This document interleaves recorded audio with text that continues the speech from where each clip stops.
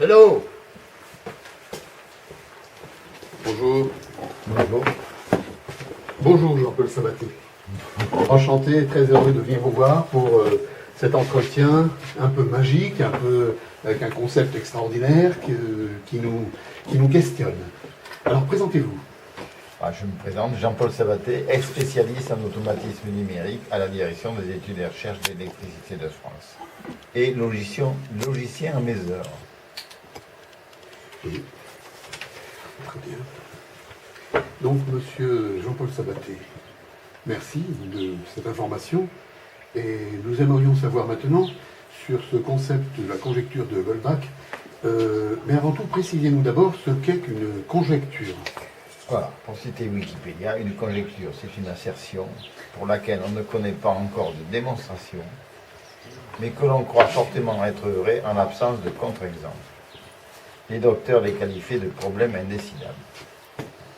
Il existe beaucoup de conjectures, dont l'une des plus célèbres est la conjecture de Fermat, énoncée en 1670 par cet immense mathématicien, et seulement démontrée en 1994 par Andrew Wiles, au bout de 8 ans de recherche intense, dont la démonstration sur 70 pages, publiée en 1995, recourt à des outils très puissants de la théorie des nombres. Et ceci après que maintes pointures mathématiques aient sérieusement planché sur la question au cours de ces quelques 300 ans. Mais une conjecture est un véritable défi pour le mathématicien assoiffé d'absolu, et la recherche de sa démonstration peut être comparée à celle d'un Graal. Et l'on peut imaginer l'état de jubilation quasi-mystique du découvreur de la démonstration. La conjecture de Goldbach, formulée en 1742, énonce que tout nombre entier pair supérieur à 3 peut s'écrire comme la somme de deux nombres premiers. Par exemple, 20 égale 17 plus 3, 20 égale 13 plus 7, ici il y a deux solutions, 18 égale 13 plus 5, égale 11 plus 7. Merci. Donc, sans vouloir vous bousculer ni vous contrarier, Jean-Paul Sabaté, pouvez-vous nous rappeler rapidement ce qu'est un nombre premier? Un peu plus fort, s'il vous plaît. Merci. On apprend très tôt à l'école qu'un nombre premier se définit comme un nombre uniquement divisible par lui-même et par l'unité. 3, 5, 7, 11, 13, 17, 19, 23, etc. sont des nombres premiers. Mais il a été démontré que ça monte vers l'infini. Ces nombres premiers possèdent quantité de propriétés surprenantes, au sujet desquelles on ne peut que vous inciter à vous renseigner. Wikipédia encore. Ils sont très utilisés en cryptologie. Mais concernant notre conjecture de Goldbach, je ne pouvais contempler ébahi une telle bizarrerie de la nature, des nombres, comme on assiste à un tour de registre de prestidigitation. Et j'en ai recherché l'explication. Cette conjecture n'a jamais été démontrée, ou alors les propositions de démonstration ont toujours été refusées, à l'aide de raisonnements de type arithmétique. Et l'on peut se poser la question de savoir si une telle démonstration existe potentiellement. Alors oui, donc en fait, est-ce que cela a été démontré? Moi, j'ai une démonstration, oui, je l'ai démontré. Il existe une analyse relativement accessible à des non-spécialistes, reposant sur des observations de caractère combinatoire et topologique, qui aboutit à la démonstration que l'assertion de Goldbach ne sera jamais démentie, ce que confirme l'expérience actuelle jusqu'à 4, 10 exposant 18. Je vous rappelle que 10 exposant 18 égale 1 million de milliards.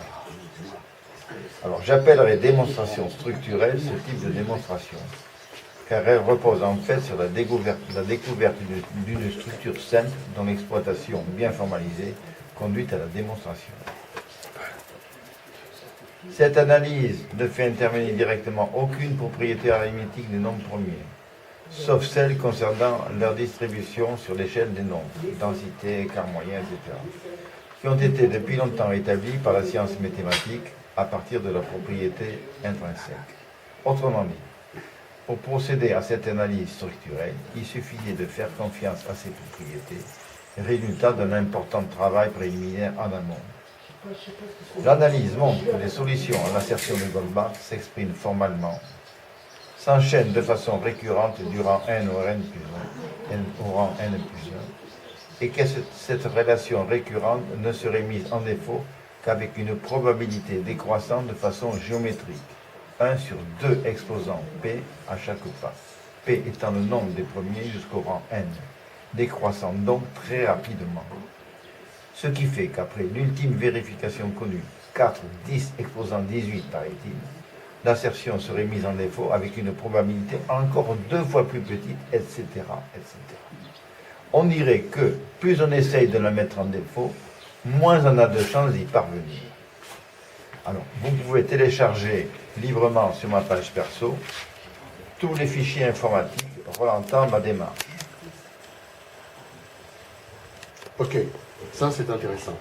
Mais au fond, bon, je ne veux pas vous gêner plus que ça dans cette démarche qui justement structurelle évite de poursuivre ad vitam aeternam la vérification mécanique par ordinateur. Évidemment que l'insertion justement n'est jamais mise en défaut. Bien sûr, mais elle évite aussi de tirer des plans sur la comète statisticienne, car vous pouvez le voir sur Wikipédia, beaucoup d'études statistiques ont été menées pour démontrer l'assertion par ce biais de la statistique. Ah oui, donc dans ce cas, Jean-Paul Sabaté, pourquoi ne pas admettre une bonne fois pour toutes que cette assertion est vérifiée?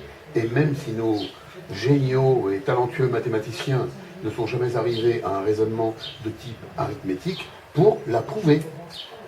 Oui, très bonne question. C'est le fond du problème. Et l'on se perd en conjecture, parfois. Essayons en effet d'examiner objectivement et calmement la situation, d'un point. D'un côté, on a une démonstration de l'assertion à caractère arithmétique, mais elle n'a jamais été trouvée depuis des siècles. D'un autre côté, on a une démonstration à caractère structurel qui vient d'être trouvée, dont la généralité pourrait être seulement contestée par des sujets vraiment très pointilleux, probabilité d'échec décroissant très fortement selon une progression géométrique. Alors, cette démonstration n'est-elle pas la seule démonstration possible aux variantes près de caractère structurel? Et la démonstration arithmétique imaginée existe-t-elle? En effet, on peut penser en effet que les premiers observateurs, impressionnés par le caractère spectaculaire des évolutions des solutions à l'assertion paire de premiers, et ce, comme je l'ai dit précédemment, jusqu'à de très grands nombres, aient intuitivement imaginé l'existence d'une propriété cachée entre nombres premiers, donc une propriété récente à découvrir, alors qu'elles exprimaient tout simplement des propriétés structurelles, topologiques et combinatoires. Oui, très bien. Et c'est intéressant tout ça, mais c'est cette croyance, c'est la croyance justement, cette propriété cachée, qui, selon vous, se serait donc perpétuée pendant des siècles. C'est aberrant. Sincèrement, je le pense. Mais je reste prudent et réservé. C'est en tout cas l'interprétation que j'en fais actuellement. Si cette démonstration arithmétique n'existait pas, alors mon analyse structurelle ne serait autre que la démystification d'une croyance implantée depuis des siècles. Pardon aux messianiques qui attendent encore qu'un pigeon sorte du chapeau de fuseur de migrants. C'est très gentil. Mais bon, on pourrait penser que vous souhaitez embarrasser la communauté scientifique avec tout ça. Je ne souhaite pas l'embarrasser, mais il est possible que je l'embarrasse. Parce qu'on peut imaginer que cette situation soit embarrassante pour la communauté scientifique, si l'on en juge par le peu d'empressement manifesté par l'Académie des sciences à publier une analyse structurelle du problème. D'autant plus qu'elle aurait dû être faite et publiée depuis longtemps, cette analyse. Et l'on ne peut prendre comme prétexte le formalisme maladroit ou incorrect d'un non-spécialiste mathématicien qui peut toujours faire l'objet de corrections ou d'améliorations par des mathématiciens professionnels avérés, moyennant un minimum d'interactivité. Et je reste en fait sidéré par le manque d'imagination en la matière de la sphère mathématique qui, devant l'absence béante d'une solution arithmétique, n'est pas cherché et trouvé au cours de plusieurs siècles dans des directions autres que des explications à base de statistiques. Comme je l'ai fait, simple ingénieur retraité, un peu logicien, pendant 3 mois où je me suis penché passionnément sur ce problème. Oui. Je souhaite qu'il y ait des intervenants dans la communauté scientifique qui entendent vos explications et qui réagissent naturellement avec comme ça le mérite, hein, parce que c'est vraiment quelque chose qui est d'ordre de solliciter des réponses à ce niveau-là, c'est pas donné à tout le monde, donc évidemment. Alors, mais je pense aussi que la situation peut être embarrassante pour vous aussi.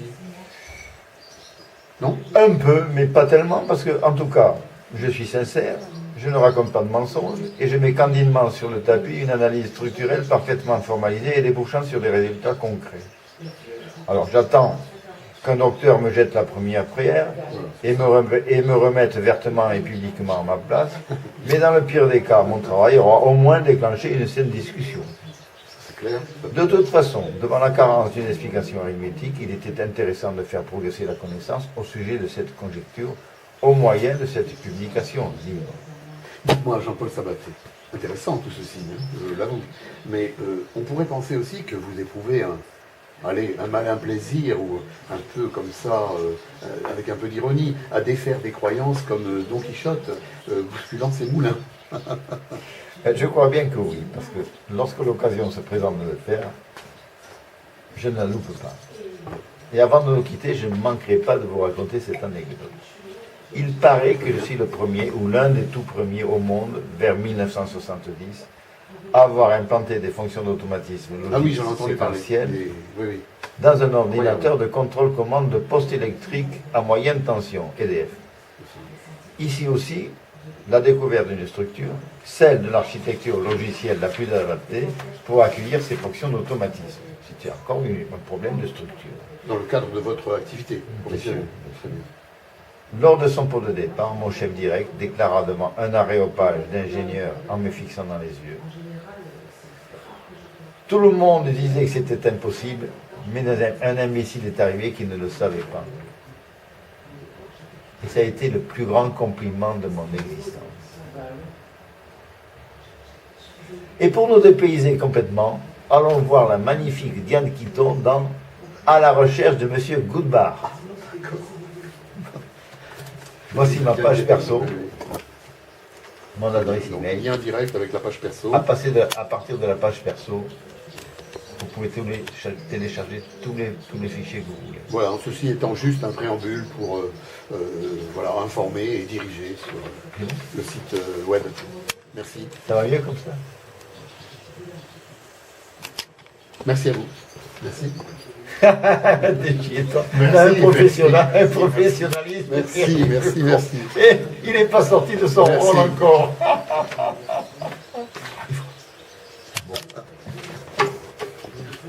On sort pas d'un rôle comme ça. Hein. C'est bien. Il a dit n'importe quoi. Non, c'est bien. Il n'est pas n'importe sorti quoi. de son rôle encore, il est trop grave. Ouais, c'est super. Tu peux couper, couper là. ça. Tu peux couper, ouais. Ouais.